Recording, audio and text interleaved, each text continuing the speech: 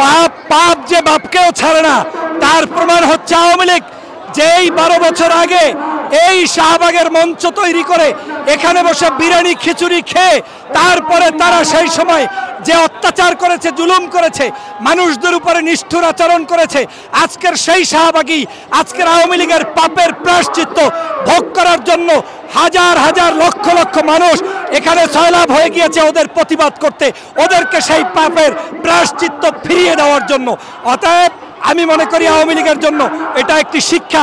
এই শিক্ষা থেকে যদি বাংলাদেশের অন্যান্য রাজনৈতিক দল শিক্ষা অর্জন না করে তাহলে তাদেরও বিভিন্ন কারণে সময়ের পরিবর্তনে পতন অনিবার্য। শেখ হাসিনার শাস্তি একটাই, বাংলাদেশে আইনা শাহবাগের এইখানে মেট্রো রেলের পিলারের সাথে জুড়াইয়া তারপরে ফাঁসি কার্যকর করা, আর আওয়ামী লীগের খুনিদেরকে শাহবাগে মঞ্চ তৈরি করে রশি দিয়ে ঝুলিয়ে ঝুলিয়ে হত্যা করা, এটাই আমাদের দায়িত্ব। 2013 সালে এই শাহবাগে কথিত শাহবাগীরা তৎকালীন সময় আলেমদেরকে ফাঁসি দেওয়ার জন্য এবং বাংলাদেশে ইসলামিক রাজনৈতিক দলগুলোকে নিষিদ্ধ করার জন্য গভীর পায়তারা করেছিল, আলেমদেরকে ফাঁসির কাস্টে ঝুলিয়ে হত্যা করেছিল।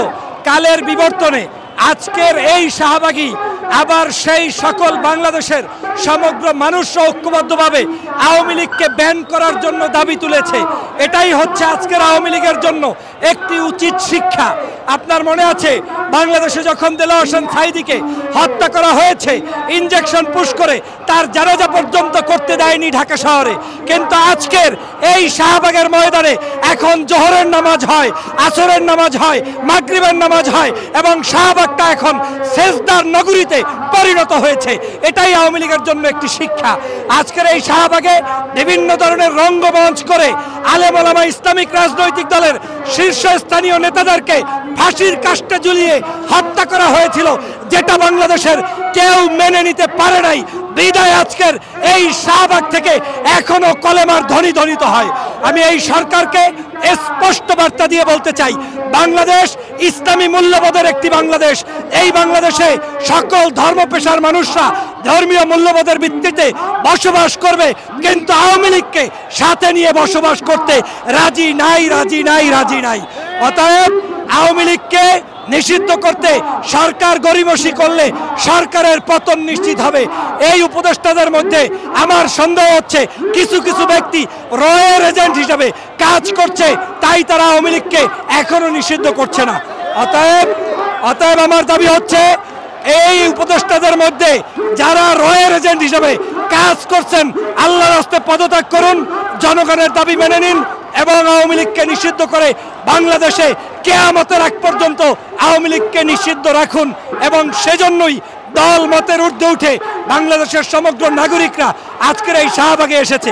আরেকটি বিষয় আমি আপনাদেরকে বলতে চাই, শাহবাগে গত 3 দিন পর্যন্ত যে আন্দোলন হচ্ছে, এই আন্দোলনে সবচাইতে বেশি যারা উপস্থিত হয়েছে তারা কিন্তু বাংলাদেশের ইসলামিক রাজনৈতিক দলগুলো।